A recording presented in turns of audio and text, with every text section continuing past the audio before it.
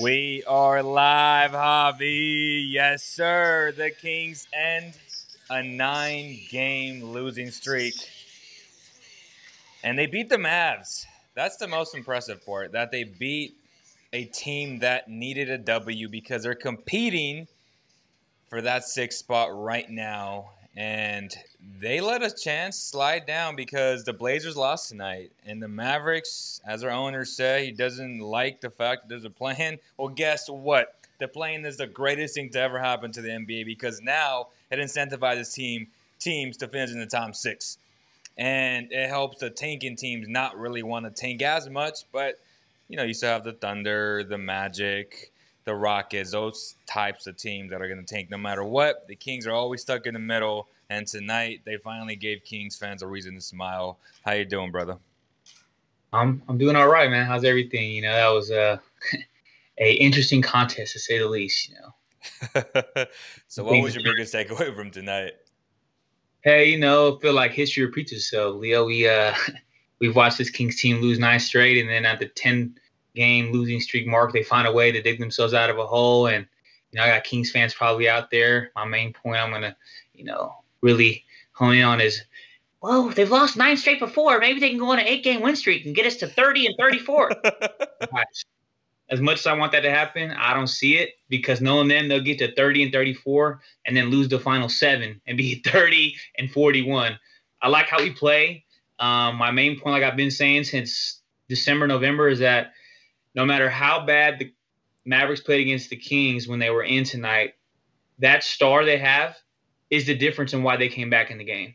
Because that's what I've been saying all along. The Kings just need another star. And I'm not saying a superstar, but I'm saying Luka Doncic played horrible and he still had 38, 37, 38, 39, regardless. And he kept them when they were down 21 at 80 to 59, and they cut it to 6, 7? I think maybe even to 3 at one point. I think it was 109 to 106. Mistake me if I'm wrong. But either way, the game, we all knew in the fourth was not over when Luka was going nuts. And that's the point I've been making. I love Halliburton. I love Buddy Hield. I love the first-round pick draft capital. But that star talent is invaluable. And it's proven. They're going to go look for their star in the offseason because Kristaps just ain't it. And it ain't like he's a bad player, but what he's getting paid and how much he's just producing. Banged up, Yeah, but he's consistently hurt. That's we had the problem here with Mr. Bagley. My biggest takeaway is they played well. De'Aaron is De'Aaron. De'Aaron's going to do De'Aaron things, and I'm just not privy to think he's going to do anything less than that. But again, Buddy Hield, love his game, but sometimes he just disappears. Tyrese Halliburton, rookie. He's going to be good, really good where we want him potentially in 2 to 3 seasons, 2024, 2025. But we're in the year 2021. Rashawn Holmes' impact, again, I don't understand the rotation of how Damian Jones played really well for us, I feel like, in his limited minutes, just doing what was asked from at the center position. He doesn't even touch the floor. And then Hassan Whiteside goes from not playing to, getting consistent DNPs to not even touching the court for some games. And now he's playing multiple minutes.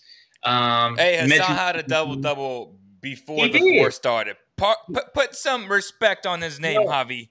I'm not mad at Hassan. I'm saying how does it flip? How does a pendulum flip like that though? I'm saying how does he go from not playing to getting the minutes that he's getting, and then Damian Jones gets the minutes, gets the second day, 10-day, and doesn't even get any playing time? I just don't understand the logic in that. If they didn't want to give him playing time, why they give him the second day or second 10-day contract? I just don't understand that. I'm not mad Hassan played. I think Hassan should have been playing all along. But again, I just don't understand the rhyme or reason behind it, because you look at it, the reasoning behind not playing Hassan was what? And then the reasoning behind playing him now over Damian when you just gave him the second day was what? It's really confusing, it's just something I'm trying to understand. And my last main point is, the defensive coordinator for the Sacramento Kings, the guy that came from the LA Clippers. Yep. I just don't understand how, I've been really doing, I haven't been on a post-game show in a little less than a week or so, but, you look at how they do things, and I'm just kind of up in arms how Rex Kalamian is consistently ignored for his responsibility, more or less. That might even be lack of a better term, but he just seems to get more of a pass from the media, from people that talk about it. And I really not for me research on the film. No, I'm not saying you. I'm just saying the 9-game losing streak was definitely a part of Luke and his I'm not saying inability, but mistakes he made for better for worse. But I'm saying Rex Kalamian, I feel like is just equally as responsible. And obviously, we're not gonna ever root for the Kings to lose, but it's like when they lost those 3-4 games after they beat the Spurs after the All-Star break, I said, okay, this ain't. They needed more, and I think McNair did all he could for not mortgaging their, not saying future, but their current talent, but also not trying to like go into a overhaul of the roster to have like that chemistry have to be rebuilt in 20 games instead of 2 or 3. But overall, I take the win, and I hope Kings fans are happy because Kings win is good, but just don't get your hopes in a 200% swing come Tuesday when they play the Minnesota Timberwolves. So that's funny because I feel like the Kings will for sure go on a 3-game win streak. I don't see them losing on Tuesday. I don't see them losing on Wednesday. I just feel like with the fans coming back, it's going to inject life into that team. And you may call it fool's gold because I can see this team winning 5 in a row and then going on a 5-game losing streak because they've done that a lot this season. This is the second time that they went on a 9-game losing streak. And yes, I'm excited the fact that they finally ended this drought. But the things that I'm going to look for is, can the bench continue to be what we thought they would be the day of the trade deadline? We talked about this a lot heading into the season, throughout the season, and their biggest weakness was their bench, their inability to dispel De'Aaron Fox for a few minutes because every time he'd go to the bench, Corey Joseph and whoever else was on that team would just give up leads and then extend their leads and then put the Kings in the hole to where Fox had to do more than what he was supposed to. And tonight, you saw that if you have a little bit of help from the bench that can just sustain a lead, not even give you a lead, but just sustain a lead. And we saw what a good bench could do with a solid starting 5, I would say, right? According to the numbers, at least. Then this Kings team could be 500, above 500.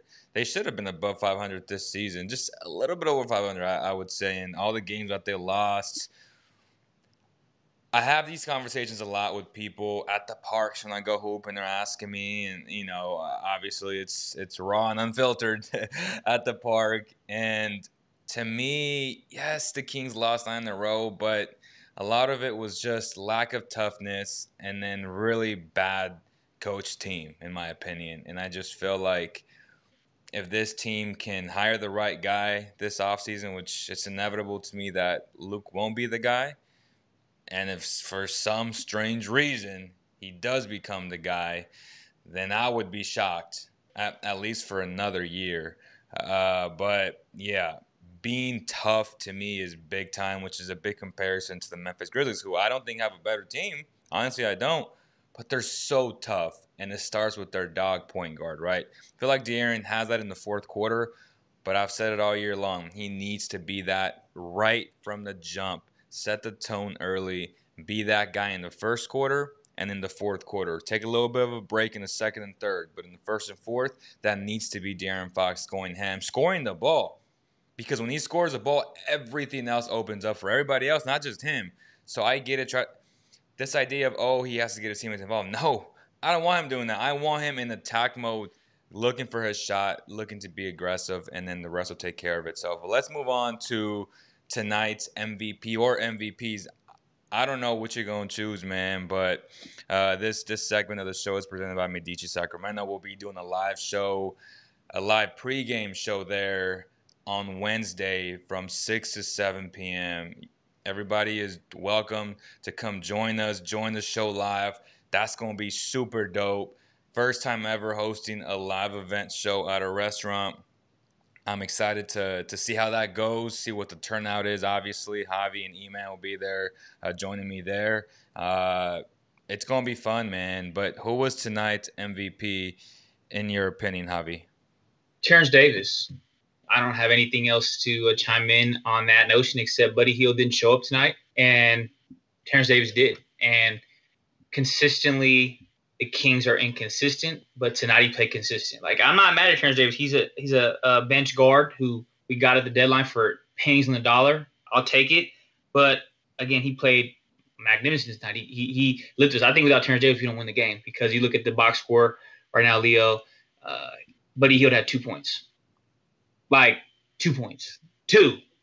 Like, again. But he only shot the ball 5 times, which is surprising But that's to me. unacceptable, though. That's just unacceptable, though. Like, I understand he only shot the ball 5 times, but he's the shooting guard of the Kings in the starting lineup. Like, I understand. I love Buddy Hield. I love Halliburton. Halliburton tonight had 3 points. Like, and everybody was ready to rip me when I said the Bradley Beal comparison when they beat the Kings a week ago. I'm not going to come off the premise. Like, because, again, Bradley Beal doesn't put up games like that. He might shoot 6 for 18, but he's going to get you dub. He's going to get you 20 points. Somehow, some way, the way you look at Luka Doncic. Luka Doncic shot, what, 30% from the field today, and he still had 37. I mean, again, those are things that are just not put into – like, you guys are looking at statistics and field goal percentage. I'm looking at shot attempts and free throw attempts and points scored. You know what I mean? Like, and I love Halliburton. He's got top 3 rookie in the league right now, at least in this class. But again, impact defensively was there.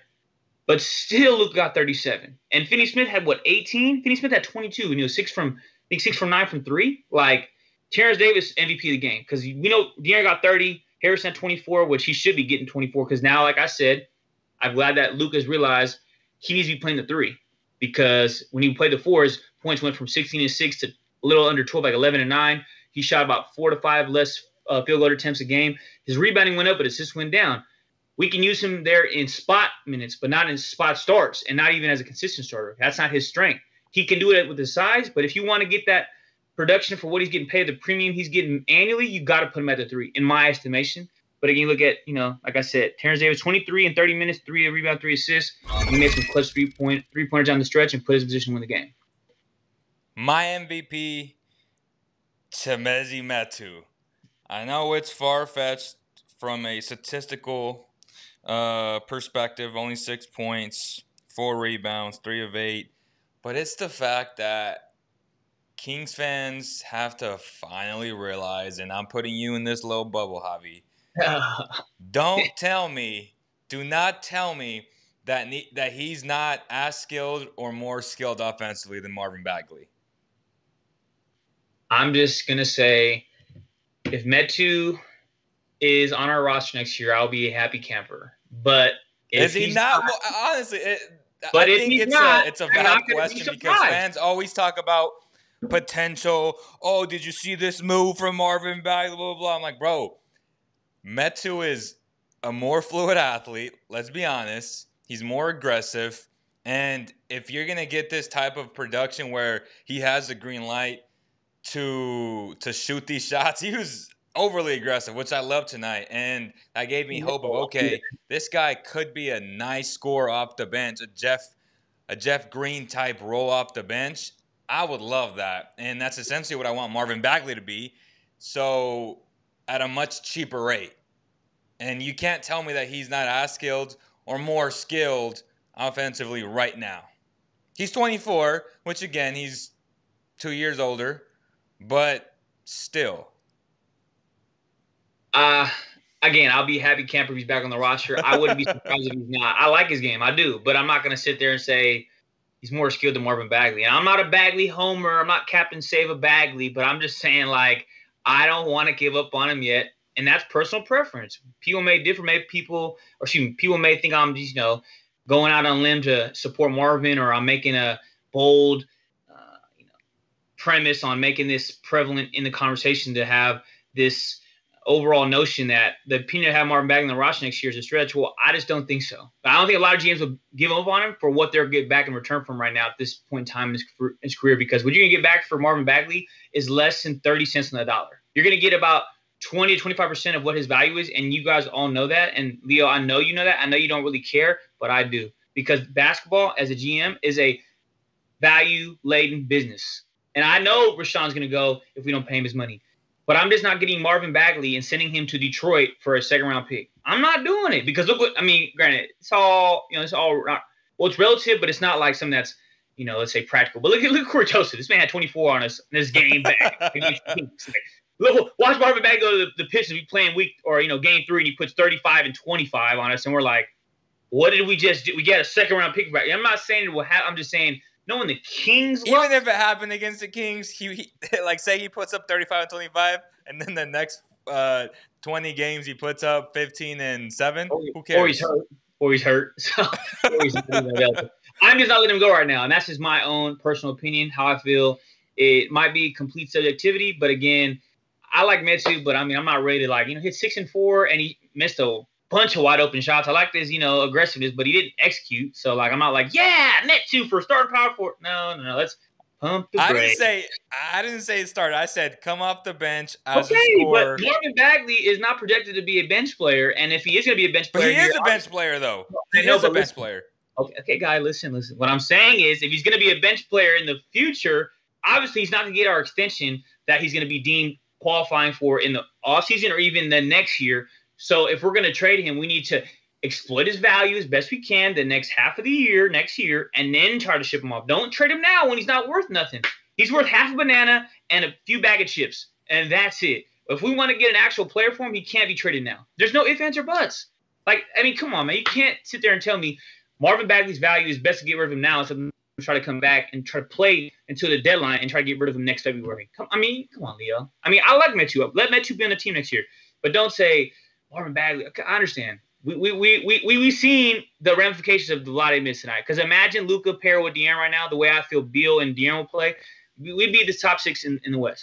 All right, so I'm challenging Bobby Hill. He says athletically, possibly, more skilled overall, hell no. Tell me what he's better at than Metu. Seriously, and this is a serious question because I just want to pose it out there or propose this question, right? Because I think it's time.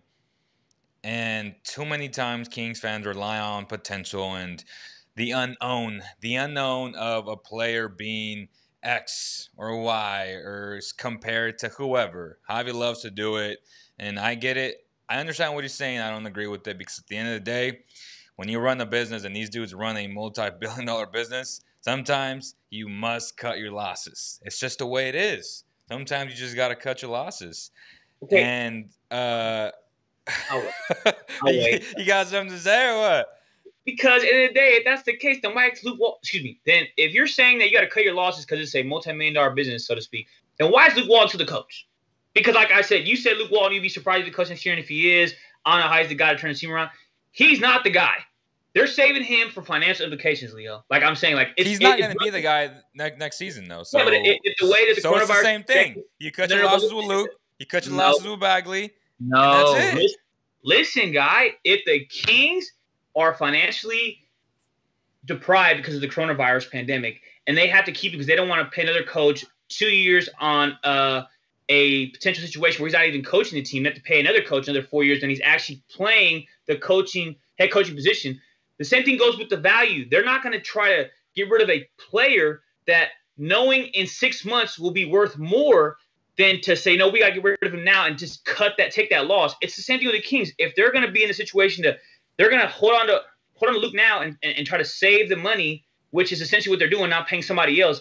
It's the same thing with the Kings keeping Bagley because they're going to save the value until it's at its highest. There is no value. There is no value. They're going to try to save it until they can get the value. No, but you can't preserve value and want to save value when there's no value and then waste $9 million or $10 million by trying to save the damn value. It doesn't matter, bro. Jabari Parker, all these dudes who have been number 2 picks, sometimes, Javi, you just have to cut your losses, man. It's just the way. Look at the number 2 list in the past 50 years and tell me how many of these dudes actually panned out.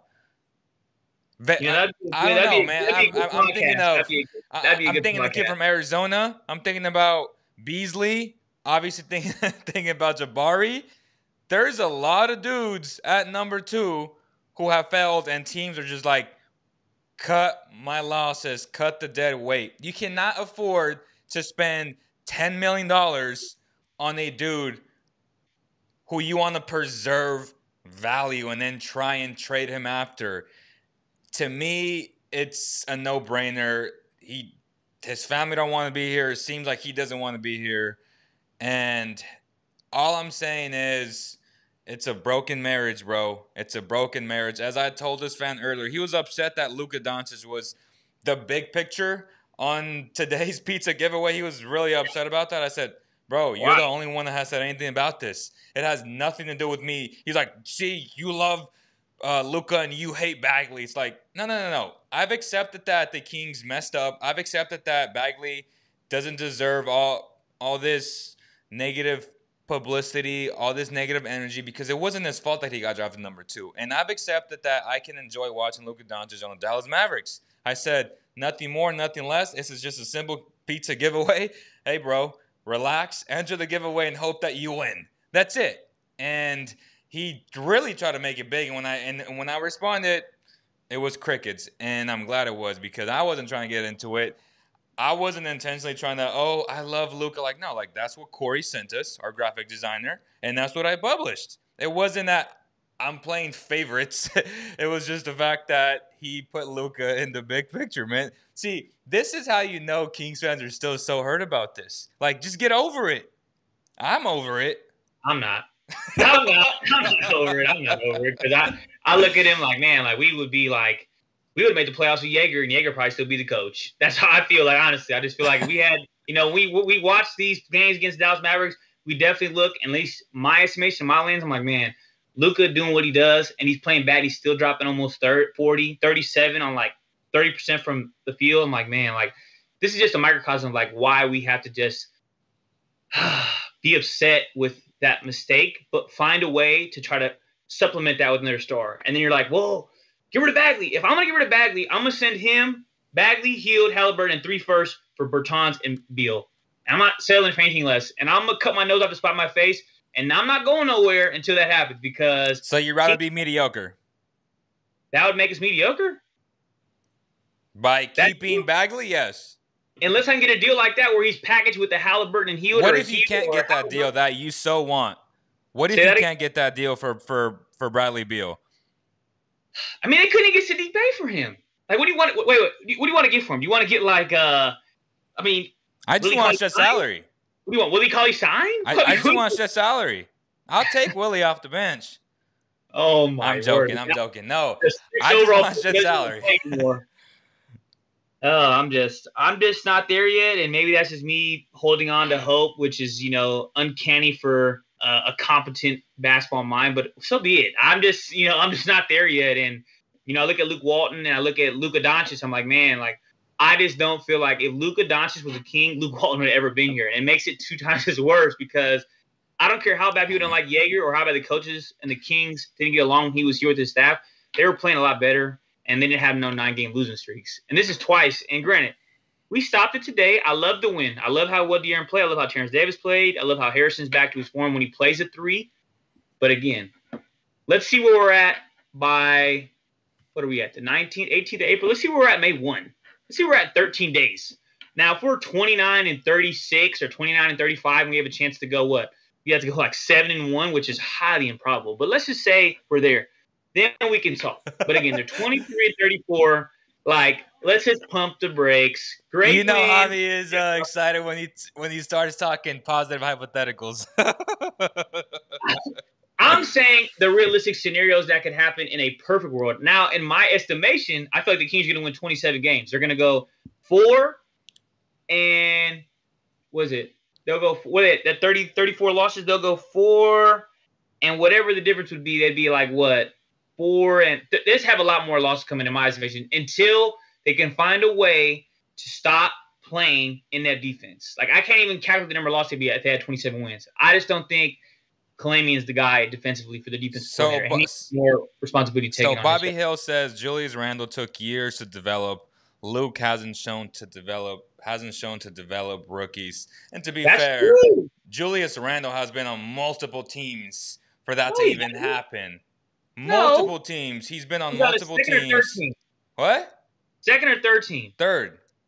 Who was he after? He went to New Orleans. Who did he leave when he who did he leave LA for? LA, Pelicans, Knicks. Okay. The Pelicans, I guarantee you would have him back right now. Him and Zion? No, but that's my point, man. The NBA doesn't revolve around this idea of, let's wait 7 years and hopefully have a player develop. No. Sometimes, big men take longer. But it just happens that sometimes if you're not that dog right away, it's not going to happen on the first, second. It's probably going to happen on the third. And that's happened a lot throughout NBA history. Just historically speaking, man, it happens a lot that way. I'm sorry to tell you that. Same with Sabonis, right? Or Sabonis got drafted by the Thunder, and then he didn't really explode until he got traded to to the Pacers. That's just how it happens, man. And it sucks to say that maybe I'm hoping that Bagley has a solid career, and I just hope that he stays healthy. Honestly, like, I wish the kid the best, but it's not going to be in Sacramento, bro. And people have to get over that idea. It's not going to be with the Sacramento Kings. Like, his best years, whatever his best years are, they won't be in Sacramento. Period. You can't sit there and not tell me, and you have to admit his best year here was his rookie year with Jaeger. Like, and it's clear. Like, it's clear. And like I said, who cares? They didn't make the playoffs. Who cares? That's a developmental issue, though. Like, that's why I care. That's a developmental issue that comes from who? The top down. Okay, I tell you what, if Metu had the exact same minutes as Bagley, he would average the exact same thing. You think so? He would average the exact. So you're holding on to what, 14 and 8? In 25 minutes a game? That's what Metu would average. So if he played, that's what I'm saying. Like, people hold on to these fake empty stats, bro, far too often. But what if Marvin played 36 minutes? Would he have 20 and 10? God forbid him play 36 minutes a night. I don't want to watch Marvin Bagley play 36 minutes. Please, no. I do not want to watch that. I'm sorry. I mean, don't forget, I wanted Luka, bro. I'm just saying, like, at the end of the day, you look at things. I'm just looking at it like trying to be half glass full, because you in that, especially for this particular conversation, and I look at it as if you have a team. Like I said, I feel like they're going to finish like 27 and 45, because the obvious answer is not Bagley was the bad pick, duh. But their troubles aren't with Marvin Bagley. It's their defensive consistency. Like, they don't play defense. And I don't know if Luke's not expressing the message right, but Kalame needs to take more responsibility. And I've said that 3 times because people are so quick to jump on Luke. Yeah, I don't feel like Luke's the guy to get us to a championship. I don't know if he's the guy to get us in the top 10 and make the playoffs. But again, the DC, Kalame, who came from the Clippers, I don't feel like he's done that good of a job. And for sure, 1,000%. I've been saying that all season long. The fact that he's just so inconsistent with his entire coverages. He's just, what's the word I'm looking for, man? Like, he just doesn't. He's not sure of his schemes, I feel like, and because of that, we saw the Clippers blow a 3-1 lead against the Nuggets. Being indecisive being very indecisive. Being indecisive as a defensive coordinator in the NBA, when you have to face the best of the best every single night, it's tough. And yes, they won games, but you have to win games when you have Kawhi Leonard and Paul George. Make no mistake about that. And he had a lot of good defensive players on that team. So it makes sense. But in crunch time, when things actually matter, we've seen it a lot this year, right? Where they're down big time, then he decides to start pressing, to start putting like a 2-2-1 trap or all these different things. And you're like, why didn't you incorporate that a lot earlier in the game? Like, why weren't you hard hedging way earlier in the game? Why did you allow X player to gain all this confidence? Even a guy like Corey Joseph, who, yes, he's a professional athlete, he's a professional player. If you give that dude confidence, yes, he's going to beat you and he's going to score 24 points. That's what anybody in the NBA, though, because all these dudes are skilled like that. So, again, as I said on the last podcast by myself, please know what effing scouting report, okay? Not just a scouting report. You play with this brother for the last 2 years. You know he can't shoot, okay? You know he can't shoot, but you're playing him tight like if he's a Buddy Hield, Duncan Robinson, and then he's blowing by you like he's De'Aaron Fox. Duh. Of course that's going to happen. It's so easy to blow by somebody when you're playing them so tight. Why wasn't the game plan to go under the screen? Okay? Like, those are the little things that just make no sense. And yes, that's coaching.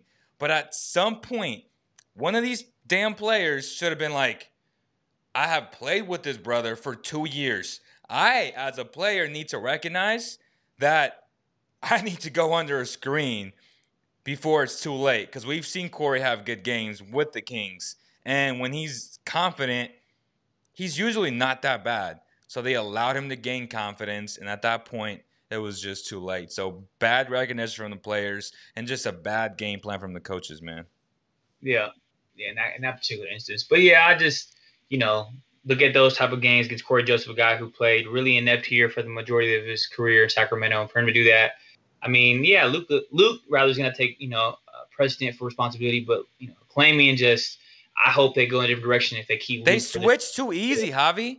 It's just when you don't have the athletes, the defensive beasts like the Raptors had, you can't run this type of scheme with this type of team, man. You have to know your personnel. I just hate how soft they are, though. And we've seen them in certain junctures of the game where they get aggressive and they start making things happen. Like, I love the idea of having Tyrese and De'Aaron Fox play a zone. Both of those guys being on top because they can cover so much area, both being really good defensively when they want to, and being very good at anticipating certain things. But then you kind of ask yourself, well, if I play zone and I have, say, a guy like Bagley and Buddy, it's almost humanly impossible to run a zone because you can't hide two guys like that. So if you have one guy to hide, it's not that bad. He simply has to understand simple concepts, how to play your zone, where to be at certain times. But even then, like, this team simply has too many mental breakdowns, man, and it's disappointing to watch. It's always too little too late in the majority of the instances where he makes a in-game adjustment, claiming, and like you said, when they try to go like 2-2-1 or whatever it may be, they do like, press or trap, in the backcourt when they try to inbound the ball to the opposition. The opposing team shouldn't be trying to face that type of pressure when, the game's almost out of reach, rather, when they're battling back from 12, 15, 17, whatever it may be, because why don't you play like that from the instant the ball was tipped, because you set that tone defensively and the roster knows. And in the day, great win. Good job, Kings. De'Aaron, we would be a 5-win team without you, but we put that contract in front of you to sign to do these type of things. We just need another star. And I don't know how else to say it. We're going to battle and play and, get some wins. Last, they got they got 14 games left. So let's just say hypothetically you guys want to talk about playoffs. They'd have to go 13-3. 13-2, my bad. They have 15 games left. They'd have to go, excuse me, my bad. Yeah, that's right. 13-2 because they're 23-34. So they want to get to 500. They got to go 13-2.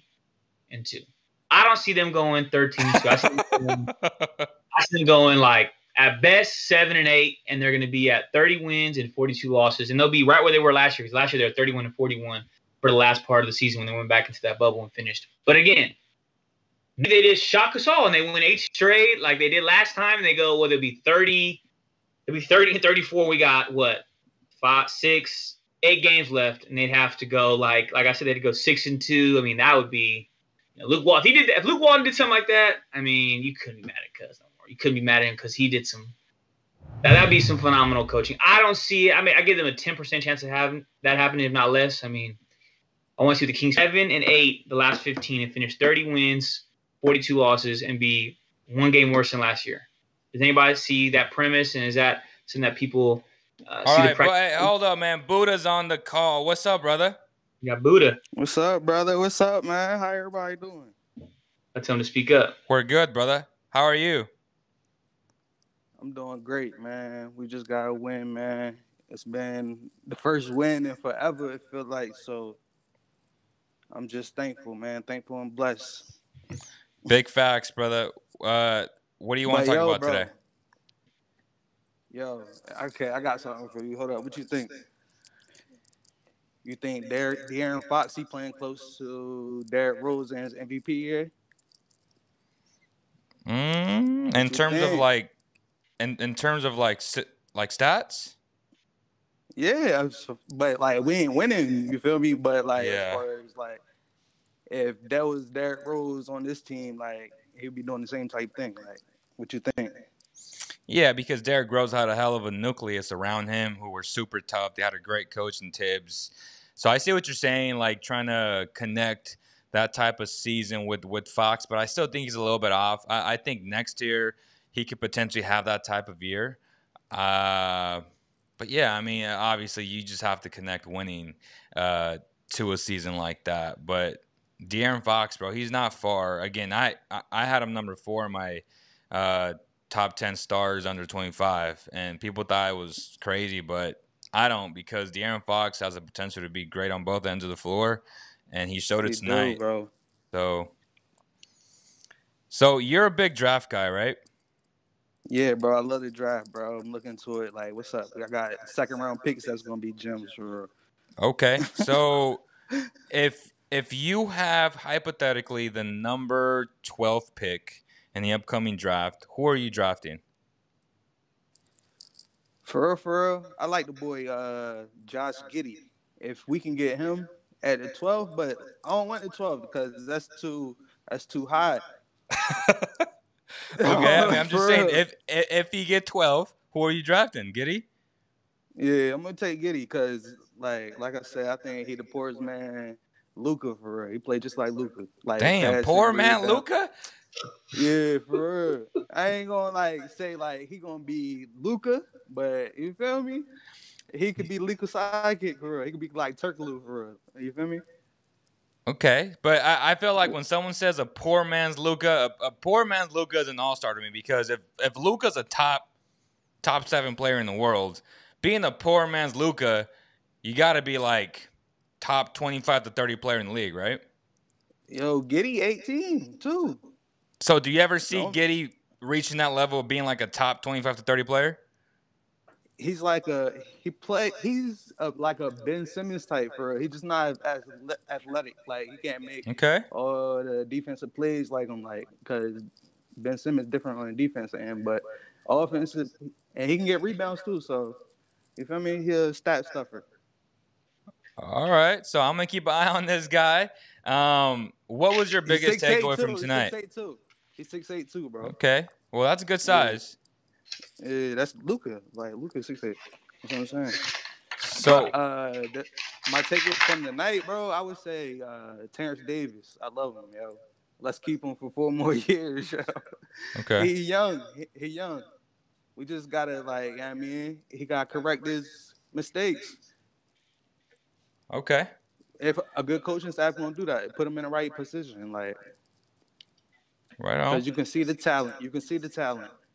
Cause we got talent all throughout this team for real. I ain't gonna lie. Like Can I ask the caller a question? Go ahead, bro. Yeah, go ahead. So, have you heard my premise on the trade proposal? I said Hield, Halliburton, and 3 first-round picks, and even throwing Marvin Bagley for Bradley Beal and Bertans. How do you feel about that deal? And tell me both sides of organizationally why teams in Sacramento and Washington respectively would or would not do it. Yo, I would love that deal if they would take it because Bradley Beal. You don't think 3 first with Bagley, Hield, and Marvin Bagley, Hield, and Tyrese Halliburton would be enough for Bradley Beal and Bertans to match the salary? Bro, that's what I'm saying. Like, it's all, if Washington want to do that, I'll do that trade for real because you put in Fox, that's a generational talent for real. Then you're going to put him with Bradley Beal. And then, yeah, I mean, if you want Trey Harrison Barnes, he's a nice piece for real. And then you can resign Holmes. Like, you can do whatever you want to do. Mezzi, he tough. Like, so Terrence I'm not trying to get rid of Barnes. Like, we can keep going. You say you got Trey Barnes too? I would not trade Barnes. The point of getting Bradley, man, is you get Bradley with De'Aaron, with Harrison, we want to play Harkless or whoever you want to play at the 4, and then you have Rashawn at the 5, or you play Bertans at the 4, and then you have Rashawn at the 5. Your bench would consist of DeLon Wright, Terrence Davis, Harkless, Silva, Whiteside / Damian Jones, and you run it like that. That's what I would do because I think that team's a top 6 team in the Western Conference because the teams in the Western Conference in the top 6 all have a secondary star. and you look at the Luka Man, Doncic that's of the a world, team. those are the players that the Kings – that's the player the Kings passed on to put them in the predicament they're in currently in 2021. They've been in for the last 2 seasons. But what I'm saying, Right. if they got rid of Hield, Halliburton, and Marvin Bagley for Beal and Bertans, and they packaged the 3 first-round picks, I'm saying Washington may consider it. Maybe they just don't even, answer the phone, or they just hang up immediately. But I'm That's saying what I'm saying. don't get rid of Harrison, because with a nucleus of De'Aaron, Bradley, Harrison, Bertans, and Rashawn, that team right there can compete with just about anybody in the West, and for surely is a 45-win team at worst. And they have the bench because they just acquired DeLon, Terrence Davis, Harkless, like I said, Silva, and then they have either Damian Jones or Whiteside be that back. Probably Damian, because they're probably going to let Hassan walk. That team right there, I feel like is almost a 50-win team. Maybe that's a stretch. People say, wow, the Wizards do that. Well, the Wizards are bad, and you never know what they value first-round picks compared to – I think if McNair valued first-round picks the way the tankers and all the media in Sacramento, the experts, quote-unquote, value first-round picks, he wouldn't have acquired DeLon and Terrence and Silva and Harkless. He would have just let them fade and just fizzle into oblivion. And they would have – I'm not saying they made a huge impact, but what if the Kings are at 11 straight right now? What if they're 12 straight right now? You know what I mean? Like, then, you know what I'm saying? You got to think everything is a revolving domino. You feel me? And I look at it as if, like, McNair is trying to put the Kings in position to make that splash to acquire a star-level talent in the offseason. Maybe, again, that's a reach, but you tell me how you feel. Yeah, bro, it sounds good, bro, but only thing I feel like, bro, yo, we so good. We just got to put the right pieces. Like you said, I feel like if we get a good draft pick, because like I said, we can get Giddey, but I think we need somebody tougher. And we comparing with Fox, we're gonna be unstoppable, bro. And like we got the team, and you can just make the moves as you go for real. Like in the offseason, you just gonna have to see if you're gonna have to trade Bagley or you're gonna have to trade Buddy. Like you said, everybody else should be like what you say, untouchable. My bad. Barnes, you try resign Rashad. Like, you feel me? Like, we can definitely do it. I see potential on this team, man. We just gotta keep going. We gotta just keep going and never stop, man. Because we got breakthrough soon. It's been 15 years. You feel me? I just don't understand the logic in trading Barnes, but I respect your opinion. And, thank you for responding to the question. Because I want Kings fans to tell me, why not we're April 18th, why not make the move in June 18th, or whenever they allow deals to happen, to pull the trigger on that deal, or call the Wizards and say, hey, let's put something in play and have that trade prevalent and see what you want to do. See if we can make a deal happen, Bro, you think they're going to make that trade? I really don't think they're going to do it, though, because Bradley Beal, like, they need the exact pieces. Like, you saying Bagley and Tyrese, like, Tyrese Field, is Halliburton, good, and but 3 he ain't to first-round that level. picks. Our first-round pick in 2021, our first-round pick in It's not gonna be 2023, and that our first-round pick in 2025. If you trade Bill to us, that pick is not going to be worth what you think it is. Like, you feel me? But this pick this year will be. This year, yeah, but I don't know. And I hear what you're saying, but Bradley bro, Bill. don't forget Halliburton was drafted at 12. Like you said what, 12? Yeah, that's what you said, 12. You said our pick gonna be around 12. So like, would you take that for Bradley Bill? Like, if he was on your team right now, worse deals. would you take? I've seen worse deals for better players, and I know you have. Like, but would you take it though? If I'm the Wizards? Yeah. Yep. For real? That's a bad move yeah, as a GM, bro. I ain't gonna lie, bro. Because he's a guaranteed player, and you got him on contract for like what, 2 more years, and you got Westbrook there. They trying, and they still 22-win team. And then what's Rui Hachimura? They got Bulls, Mo. Like and they're the 12th or 10th team in the East. They was injured at the beginning of the season. They had COVID. Like, I mean, they probably. All right. Well, I guess we'll see. We'll see the next 15 games how they finish. Right. Yeah. All right, y'all. Hey, Buddha, appreciate you calling in, brother. Yeah, it was nice being on here, bro. All right, big dog. Keep doing y'all thing. All right, Buddha. It was real. I'll talk to you soon, man. All right, Brody. Yep. Good stuff by Buddha, man. Who else wants to join the link is in the bio. This is what we love, man. Being able to interact with people, seeing some faces. This is next level interaction. So we appreciate Buddha, for clicking that link and joining the conversation. Obviously, we all know Javi's going to take that trade to his grave because it's not far-fetched. Like, to me, it's not super far-fetched. But I think right now the Wizards – it's hard to say, man, because I don't know where Beal's mindset is at in terms of is he going to stay or not, because he has the last 15 games or whatever, 18 games of this season, and then he has another season, which then he becomes a free agent. And if I'm the Wizards and I have, say, a little whisper saying, hey, man, I'm not going to stay, then try and get the most for him. And I feel like getting a guy like Tyrese and multiple first-round picks and even a potential – I mean, to me, I'm not even going to cap and say that Bagley's an asset because he's not. But if you want to see him as an asset, go right ahead, and then you get like an elite shooter, which is fine. But I just wish that Bagley would be further developed to what he's supposed to be, and then the trade would make a lot more sense for both parties. But because he's not where he should be, that's where Buddha and a lot of people are like, well, why would the Wizards want to do that? Maybe they go look somewhere else, and then you start comparing deals. So if it makes sense, it makes sense. Obviously, we don't know what other potential deals are out there. There are teams with cap space. There are teams with a lot of assets. I think the Thunder have like two 13 or 14-year-olds, essentially right now because they have like 27 picks. So we don't know what these teams are going to do. We know that the Rockets have a lot of assets, right? We know that the Magic have assets. We know that, again, the Thunder have assets, more assets. They're in better positions. But I just feel like when you look at all those teams,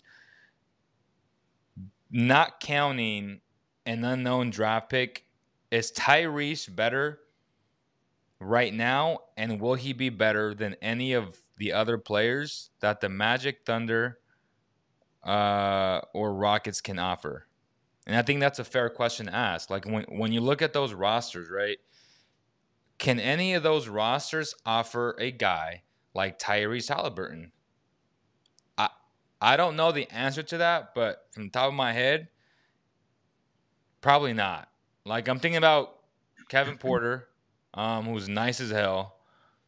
They won today, and he felled out, but he was huge for them in that win. Like I'm thinking, the Rockets. No, I mean, he's like the closest thing to it, but I think Tyrese, man, would be a nice starting piece for the Wizards if they went in that direction. The Thunder have 34 picks over the next 7 years, which is absolutely ridiculous. But I respect the draft capital. But let's not forget, all you tankers out there that like that idea, there's only 15 roster spots. So more than half them picks are going to get cut anyway. So it doesn't even really make any sense to me. Like it ain't like you have a MLB minor league system the way the NBA runs their G League, because you can't have all 19 of them extra players. Let's just say you had all 15 of them picks on your roster. 19 of them have to go to the G League. Well, you don't have a 19-man G League roster, and you're not going to have 15 of those picks all make your team. So granted, it looks good. 34 picks over the next 7 years, maybe a third of them players, not even half, are going to be on your roster. So yeah, cool. I hope they're using those picks to move up in the draft, because 34 picks, a third of them, which would be what? A third of 34 is 11, are going to make the team at best. And what? You think 11 of them are going to hit? Come on, bro. Like, let's be real. Like, maybe 3 will hit, and that's good. But I'm saying, like, all them excessive picks are not necessary unless you're trying to flip those for future assets or future players. The Thunder aren't going to draft all them players. They're not going to use all them picks. They're just taking those picks because they're trying to really restart to the fullest extent. Now, would you rather be the Thunder right now or the Kings? If the Kings fans feel like you'd rather be the Thunder, respect to you for being honest, but also lying on this national platform on the YouTube channel. Because we know you don't want to have 34 picks in the next 7 years. Like, yeah, man, I can't wait to the draft, and then I'm going to wait to draft after that, and after that, and after that. No. And again, I'm going to keep filming my portion of the show in here with all these losses we have, because that would be another loss added into one of these crates that's unexpected, unwarranted, and unfathomed. You want to have a future, but you also want to be able to compete right now for the short term as well as the long term to keep De'Aaron Fox happy. Because if De'Aaron Fox is not happy in a year, you think he's not going to say, I've seen every star I've looked up to in the last 5 years, 10 years that didn't want to be where they're at demand a trade. I'm tired of this. I'm tired of putting 38 minutes and going 38-8 and winning 30 games a year. And I'm seeing everybody else around me in the West have star after star after star after star, and I get nothing except draft picks, fans complaining about trying to tank, and the Golden One Center being nice with bad basketball played in it. I want to go to a winner. I'm just saying, like, you guys keep – like, people need to understand you guys are taking him for granted because DeMarcus just did this for so long. That's the last inclination you had of a star that played on a bad team with a bad organization that was running it because DeMarcus was so loyal. I'm not saying De'Aaron's not loyal, but I'm not going to ever try to snap at the lion who can bite you in the hand and say, you know what? I'm going to be Victor Oladipo today. I'm just not going to show up. I'm just not going to play today. I'm going to be James Harden and say, I can't take this team any further because then Kings fans will be screaming bloody murder on here next week or next year rather because they're like, our star is making his way out because De'Aaron Fox is the next best thing we've had since Chris Webber, since DeMarcus Cousins. And I'm not saying that we can't get that, but how likely is it since the Kings have had the chance to draft a player like that and actually hit? You feel me? Like Bradley Beal is somebody I want to acquire because I know what he's going to bring us. I love Halliburton. I love Hield, but they're not Bradley Beal, and they're not going to be Bradley Beal from 27 to 32. And I don't care. I know he's inspiring, but I'm going to throw him $40 million a year off top right now. And if you guys think that's ridiculous, well then okay, then we're going to be stuck in the 10 to 12 range until one of them other players you want. Well, if Drew Holiday got $40 million, I'm pretty sure Bradley Beal's going to get $40 million. $40 million, and he's a great player, but he ain't Bradley Beal. We all know that. So, again, Javi, you're preaching to the choir. That's a fair point. That was really my biggest point walking into the season is what can you surround De'Aaron Fox? Because I believe that De'Aaron is that guy. Now it's your job, your obligation, your duty to surround him with the best talent possible, whatever that talent is. And you can't have this mindset of trying to tank and blah, blah, blah, because that creates a toxic environment.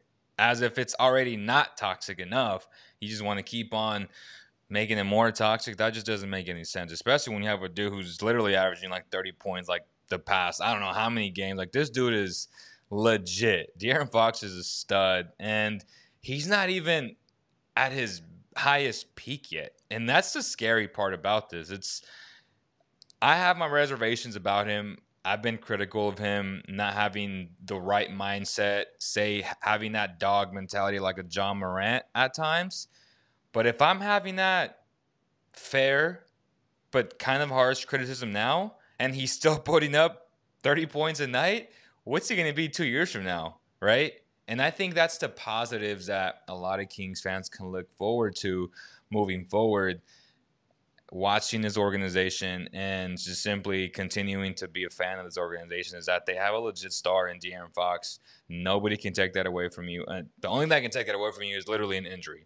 And obviously we've seen that before with other star players like Brandon Roy's, right, where the dude could have been one of the best players ever, but because of all the injuries, he just couldn't live up to that. But hey, let's end it on a good note, man. I think we've had a solid show today.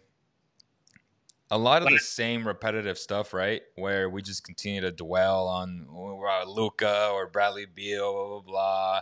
Obviously, we're going to have to move forward as we continue to do this. And yeah, like, it's important to finally start looking at the draft.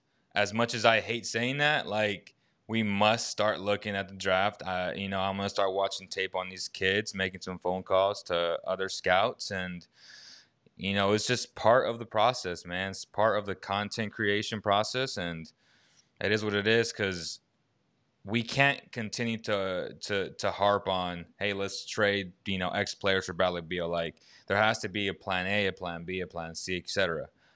But go ahead, Javi. No, I'm saying the last thing that can also derail a superstar other than injury is him demanding a trade. So, like, let's not forget about that part. Yeah. But, yeah, great win. Good job, Sacramento. De'Aaron Fox, you are much appreciated. And when we come back in the fall, I'm going to be buying the 1998 black Kings jersey with the 5 on the front, and your name will be, across the back at that particular moment, because all Kings fans out there have heard it first. I'm getting the 1998 all-black Sacramento Kings jersey with the Fox on the back with the 5 in the front, because that's the best jersey they had. I'm a diehard Kings fan, and De'Aaron is the guy. But, yes, we do need to look forward. And I'm not looking to draft prospects. But, hey, we got to do what's best for you guys, Kings fans.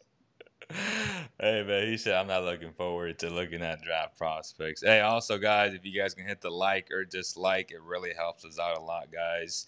We really appreciate all the support that we've received from you guys as the show continues to grow. We continue to thank you guys. Obviously, again, a reminder, we'll post it on social media, but we're having a live show Wednesday, April 21st at Medici, Sacramento. It's a few steps across from the Golden One Center. You guys can eat some delicious pizza, delicious wings, have a beer, buy us a beer if you want. I'm not encouraging that, but if you want to, I'm not going to act like I'm not going to want it. But definitely join us live from 6 to 7 p.m. We're encouraging people to support the restaurant, but also watch us there. We'll be live on YouTube, so people that don't live here or that won't be able to make it, you guys will still watch it on YouTube, but we'll have like a live audience there. People will be eating, maybe people who don't know us, but still, we're gonna have the full-on team there, full production. Super excited about that first one, first of many, hopefully. And we'll probably be doing post-game shows there as well. But right now, because it was a Wednesday and the restaurant closes at 8, the post-game show won't happen that night. But definitely pre-game live, 6 to 7 p.m., leading you up to tip-off. Final thoughts, Javi? Let's have the Kings give us a big surprise, and let's go on a 7-game win streak after tonight. Let's go! See you on Tuesday at the Medici, Sacramento, 6 p.m. Better be tuned in. That's right, y'all. And Devin says, do we need a reservation at Medici? You don't need one, but if you want to make one, just give the restaurant a call, and they'll make that happen. So, again, thank you guys so much. And on behalf of the entire CK family, we'll see you on the next one.